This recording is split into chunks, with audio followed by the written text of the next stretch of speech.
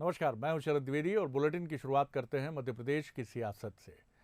ऐसी सियासत जहां चंपत राय बनाम चीन की जंग चल रही है।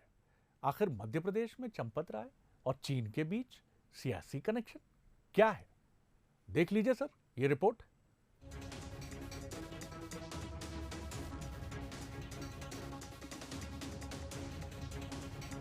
राम जन्मभूमि की जमीन के कथित घोटालों की जांच की आंच मध्य प्रदेश की सियासत पर भी आने लगी है। हालांकि मध्य प्रदेश से सीधे इस घटनाक्रम का कोई संबंध नहीं है, लेकिन सियासत जगह नहीं बल्कि मौका और फायदा देखती है।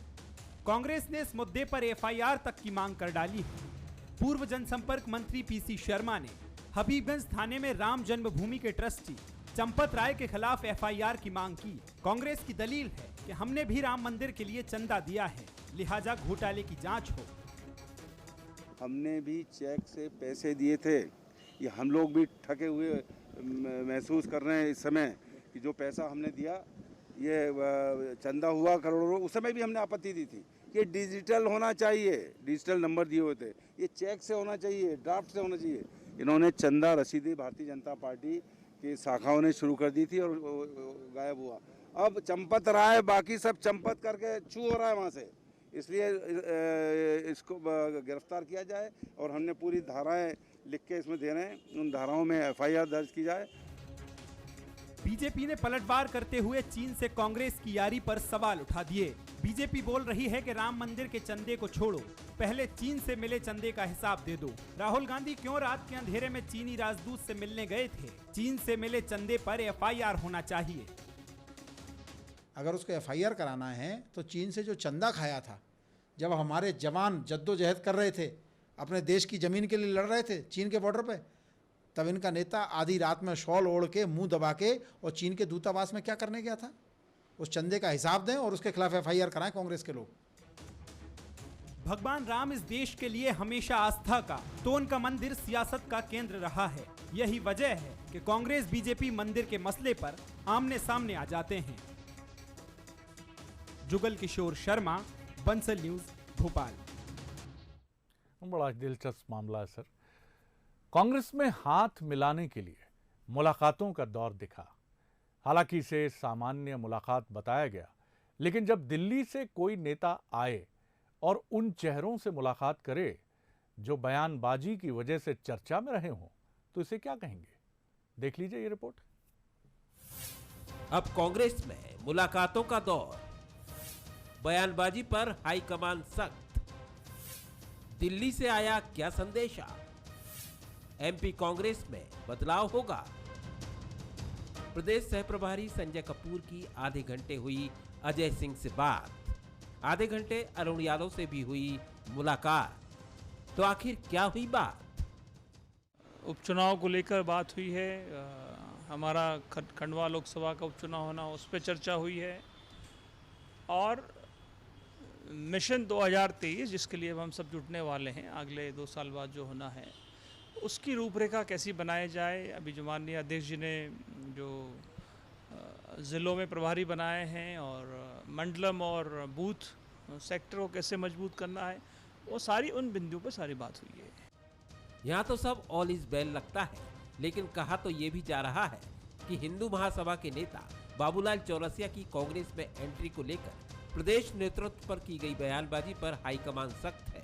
कमलनाथ पर अजय सिंह के ताजा बयान पर भी हाईकमान गंभीर है। तो क्या ये मैसेज साफ है कि केंद्रीय नेतृत्व कमलनाथ के साथ है? और क्या 2023 के विधानसभा चुनाव से पहले कांग्रेस नए कलेबर में नजर आएगी? क्योंकि बयान तो कुछ ऐसा ही इशारा कर रहे हैं। मध्य प्रदेश कांग्रेस कमेटी जो जंबो कार्यकारिणी है, उसको भंग करने की कवायद चालू हो गई है। कुछ जिला अध्यक्षों को भी बदलना जो 10-10, 12-12 साल से हैं, उन जिला अध्यक्षों को बदलेंगे। नई कार्यकारिणी में उन लोगों को तवज्जो देंगे जो यूथ कांग्रेस की उम्र पार करके कांग्रेस की दहलीज पे खड़े हैं। हालांकि बीजेपी को कांग्रेस से चुनावी भिड़ंत की उतनी चिंता नहीं है, लेकिन उसके तंज से समझा जा सकता है कि कांग्रेस की जंग अभी कलह से है। कांग्रेस के नेता बंद कमरों में मुलाकात कर रहे हैं। कल अजय सिंह यादव, अरुण यादव, संजय कपूर ने एक साथ मुलाकात की। खुले में भी करें, उन्हें क्या दिक्कत है? कहीं भी कर सकते हैं वो। पता नहीं क्यों बंद कमरे में करते हैं। बीजेपी की सोच चाहे जो हो, लेकिन कांग्रेस में बयानबाजी पर रिपोर्ट प्रभारी मुकुल वासनिक होते हुए आला कमान तक पहुंचेगी।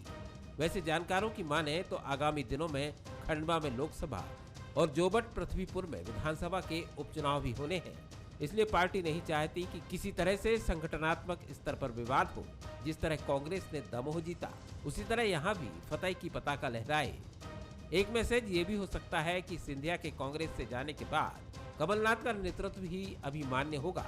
लेकिन एक और चीज है जो बार बार ध्यान खींचती है, वो है इन सब पर दिग्विजय सिंह का कम बोलना। क्या ये कमलनाथ और दिग्विजय की रणनीति का एक हिस्सा है? बासु चोरे, बंसल न्यूज, भोपाल। चलिए चलते हैं छत्तीसगढ़। छत्तीसगढ़ में 2.5 साल बाद विधानसभा चुनाव होने हैं, लेकिन इसकी जमीन अभी से तैयार होने लगी है। दरअसल बघेल सरकार के कार्यकाल के 2.5 साल पूरे होने पर बीजेपी ने 5 दिनों के महाअभियान की शुरुआत की। इस दौरान बीजेपी सरकार की कथित नाकामियां जनता के बीच गिनाने जा रही है। दूसरी तरफ कांग्रेस भी इसका जवाब देने के लिए जबरदस्त तैयारी कर रही है। देखिए रिपोर्ट। 2.5 साल की सरकार, विपक्ष हुआ बेकरार, सड़क पर उतरी पूरी बीजेपी। 5 दिनों तक चलेगा महाअभियान। छत्तीसगढ़ में कांग्रेस सरकार के कार्यकाल को 17 जून को 2.5 साल पूरा हो गया है। इस दौरान सरकार अपनी जनहितैषी योजनाओं के जरिए जनता में अपनी छवि जमाती दिख रही है। दूसरी तरफ 2.5 साल से सत्ता से बेदखल बीजेपी भी अब कमर कसकर मैदान में उतर आई है। बीजेपी ने सरकार की घेराबंदी शुरू कर दी है। पहले उसने कांग्रेस में 2.5 साल के फार्मूले को हवा दी, कोरोना महामारी की नाकामियां गिनाई।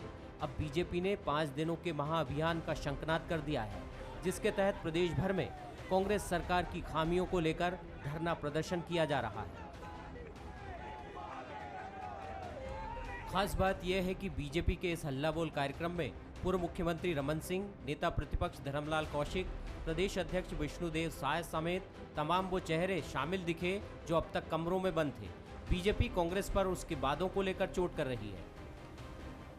बहनों को, महिलाओं को हमारी सबसे बड़ी परेशानी शराबबंदी, युवकों को सबसे बड़ी परेशानी ना उनके लिए रोजगार के अवसर है, ना बेरोजगारी भत्ता दिया जा रहा है, ना कहीं उनको भविष्य की चिंता दिख रही है।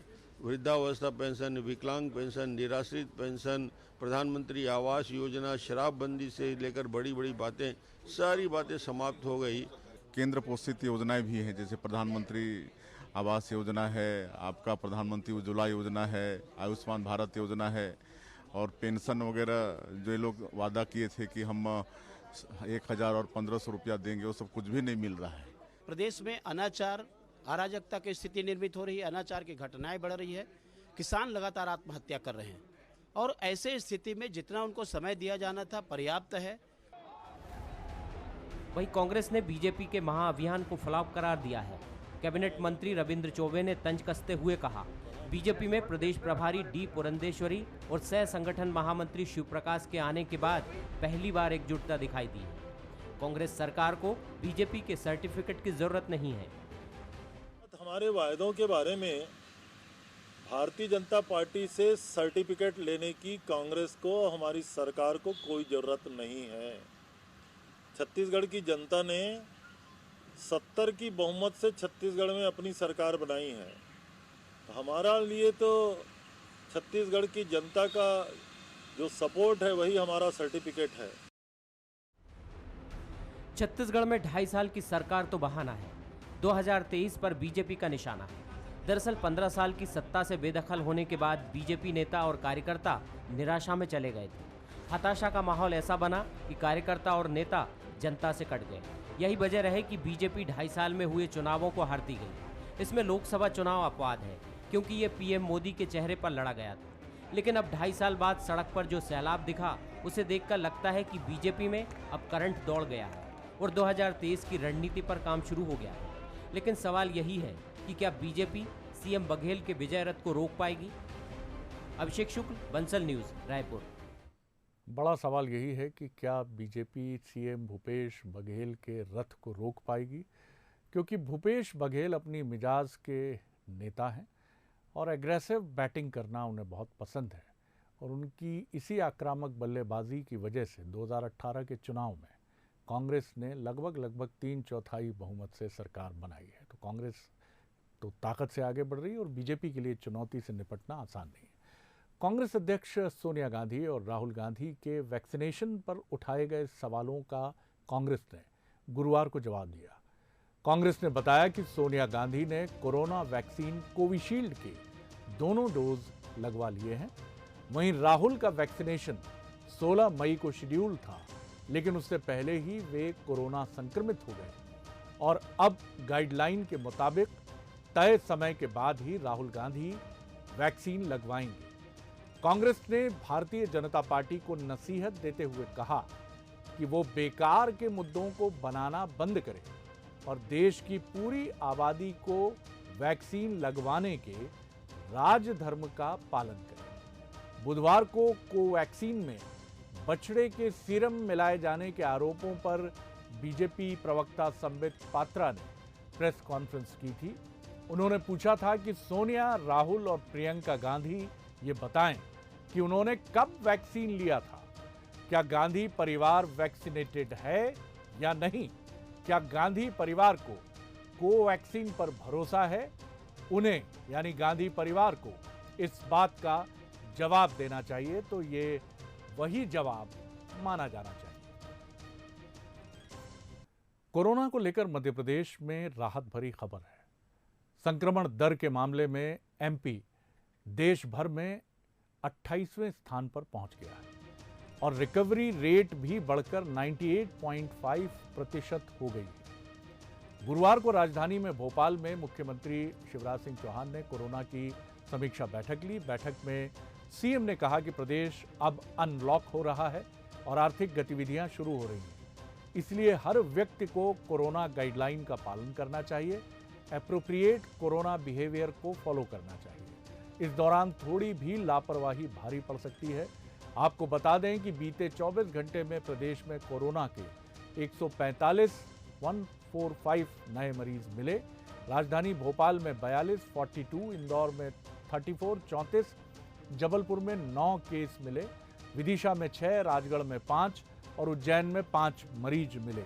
इसके अलावा प्रदेश में 22 ऐसे जिले थे जिनमें 0 मामले हैं। भिंड और बुरहानपुर पूरी तरह से कोरोना मुक्त। वहीं प्रदेश में एक्टिव मामलों की संख्या फिलहाल 2984 है। तो ये राहत की बात है।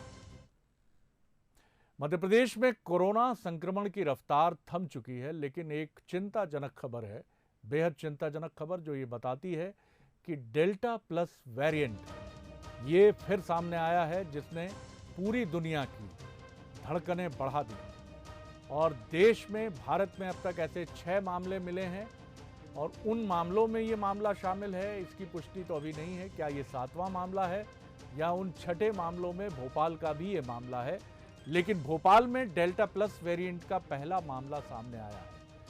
बरखेड़ा पठानी की एक 65 साल की बुजुर्ग महिला में ये वेरिएंट मिला है। देश में अब तक डेल्टा प्लस वेरिएंट के कुल 6 मामले सामने आए हैं। यूके सरकार यानी ब्रिटेन सरकार की एजेंसी पब्लिक हेल्थ इंग्लैंड के मुताबिक ग्लोबल साइंस इनिशिएटिव GISAID की कोविड-19 वेरिएंट पर 11 जून की रिपोर्ट में भारत में 7 जून तक डेल्टा प्लस के 6 मामले दर्ज किए गए। Delta plus variant delta variant के म्यूटेशन से ही बना है और ये बेहद खतरनाक है, क्योंकि कहा यह भी जा रहा है कि जो कोविड प्रोटोकॉल के लिए एंटी बैक्टीरियल ड्रग बनी है, मल्टी थेरेपी जिसकी बात है, वो भी इस पर बेअसर साबित हो सकती है। अच्छी खबर है, आज कुल 147 नए प्रकरण आए और ठीक होकर जाने वालों की संख्या 404 है। डेल्टा प्लस में भी सघन जांच के लिए आदेश कर दिए हैं, कॉन्टैक्ट टेस्टिंग के आदेश कर दिए हैं और पूरी तरह से सरकार हर क्षेत्र में कोरोना के में सजग है। आपको ये भी बता दें कि महाराष्ट्र में इसको लेकर बहुत चिंता है और जो मीटिंग हुई है हाई लेवल, उसमें ऑफिशियल्स का कहना है कि अगर महाराष्ट्र में तीसरी लहर आएगी तो ये डेल्टा वेरिएंट जो प्लस है, डेल्टा प्लस, ये उसका बड़ा कारण हो सकता है और बेहद चिंता इसको लेकर जाहिर की गई है और तमाम इंतज़ामात की बात हुई है। चलिए अब बात करते हैं उस टेस्ट मैच की जिस पर पूरी क्रिकेट लविंग वर्ल्ड की निगाहें हैं, क्योंकि कल से यानी शुक्रवार से होने वाले टेस्ट मैच को जो जीतेगा वही टेस्ट क्रिकेट का बादशाह होगा। इंग्लैंड के साउथहैम्पटन में भारत और न्यूजीलैंड के बीच आईसीसी वर्ल्ड टेस्ट चैंपियनशिप का फाइनल मुकाबला शुक्रवार से खेला जाएगा। इस मैच को जीतने वाली team world test championship trophy जीतने वाली पहली टीम बनकर इतिहास रच देगी। दोनों ही टीमें इस मैच को जीतने के लिए नेट्स पर जमकर पसीना बहा रही हैं। मैच के लिए भारतीय टीम का ऐलान भी हो गया है, जिसमें शुभमन गिल, रोहित शर्मा, चेतेश्वर पुजारा, विराट कोहली, अजिंक्य रहाणे, ऋषभ पंत, रविंद्र जडेजा, आर अश्विन, ईशांत शर्मा, जसप्रीत बुमराह और मोहम्मद शमी शामिल हैं। विराट कोहली की ही कप्तानी में भारतीय टीम 2 स्पिनर और 3 तेज गेंदबाजों के साथ मैदान में उतरेगी। बात करें न्यूजीलैंड टीम की यानी प्रतिद्वंद्वी राइवल टीम की, तो न्यूजीलैंड की टीम शानदार फॉर्म में चल रही है और उसने हाल ही में टेस्ट सीरीज में इंग्लैंड के खिलाफ शानदार प्रदर्शन कर WTC के फाइनल में प्रवेश किया है। वहीं भारतीय टीम भी कई दिग्गज टीमों को हराकर फाइनल में पहुंची है। तो निगाहें क्रिकेट वर्ल्ड की शुक्रवार से साउथहैम्पटन इंग्लैंड में होने वाली इस वर्ल्ड सीरीज पर। जो मौसम के साथ अपना तालमेल बिठाएगा, इंग्लैंड में ट्रॉफी वही ले जाएगा, ऐसा एक्सपर्ट्स का मानना है। अब आपको एक ऐसी तस्वीर दिखाने जा रहे हैं जो बहुत कम देखने को मिलती है। टीवी स्क्रीन पर आप जो देख रहे हैं उसमें आप क्या अनुमान लगा सकते हैं? क्या किसी ने मच्छरदानी जैसी कोई जाली बिछा दी है या फिर ये कोई पतला कपड़ा है? जी नहीं, ये मकड़ी का जाला है, बल्कि ये जालों की चादर है।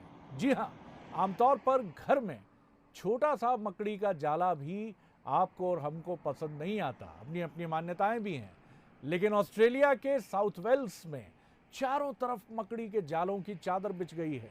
यहाँ पिछले दिनों बाढ़ आई थी और हजारों लोग इस बाढ़ से प्रभावित हुए थे। वैसे इलाके से बाढ़ का पानी अब उतर गया है, लेकिन यहाँ जमीन जो है अब मकड़ी के जालों से ढक गई है। इस प्रक्रिया को बलूनिंग कहा जाता है। इन जालों में लाखों की संख्या में मकड़ियां हैं। इसके जरिए मकड़ियां हवा के साथ 100 किलोमीटर दूर तक जा सकती हैं।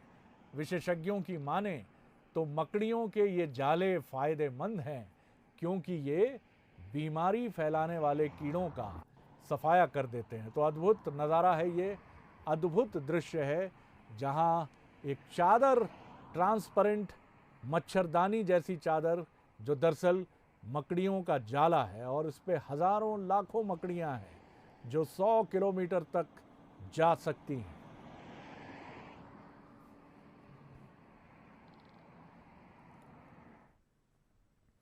अभिनेत्री करीना कपूर खान ने कई बोल्ड किरदार निभाए हैं, चाहे बात फिल्म चमेली की हो या हीरोइन की या फिर टशन और कुर्बान की।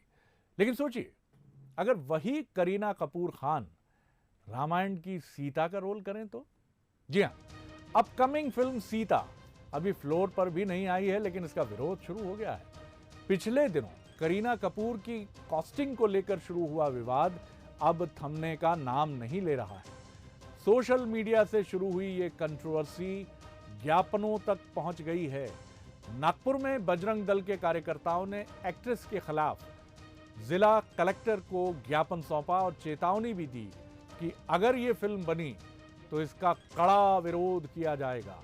अपने ज्ञापन के साथ इन कार्यकर्ताओं ने करीना कपूर की बिकिनी और उनकी अजमेर दरगाह यात्रा की फोटो भी शेयर की है। हाल ही में ऐसी खबरें भी आई थी कि डायरेक्टर अलौकिक देसाई ने अपनी फिल्म सीता के लीड रोल के लिए एक्ट्रेस करीना कपूर को अप्रोच किया है। कहा तो ये भी जा रहा है कि बेबो ने इस रोल के लिए फीस के तौर पर 12 करोड़ रुपए मांगे हैं। बाहुबली फेम राइटर केवी विजयेंद्र प्रसाद की लिखी इस फिल्म के लीड रोल के लिए करीना के अलावा आलिया भट्ट के नाम पर भी चर्चा चल रही है। हालांकि अभी तक इसकी कोई ऑफिशियल कंफर्मेशन नहीं है, लेकिन सोशल मीडिया पर करीना का विरोध शुरू हो गया है। कई लोगों का मानना है कि अगर करीना सीता का रोल करती हैं तो ये हिंदू धर्म और माता सीता का अपमान होगा। पिछले दिनों सोशल मीडिया पर बायकॉट करीना खान ट्रेंड भी कर रहा था।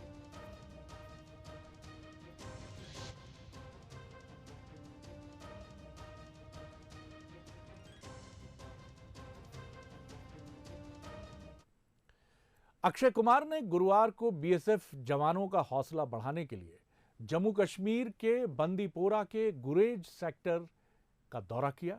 यहां उन्होंने जवानों के साथ न सिर्फ समय बिताया बल्कि उनके साथ डांस भी किया। अक्षय कुमार अक्सर सुरक्षा बलों के साथ समय बिताने के लिए उनके कैंप जाते रहते हैं। अक्षय कुमार जब बीएसएफ कैंप पहुंचे तो उनके सर पर बीएसएफ की टोपी थी और वहां पंजाबी गाने बज रहे थे। इस दौरान अक्षय कुमार ने वहां मौजूद बीएसएफ के अधिकारियों और जवानों के साथ जमकर डांस किया।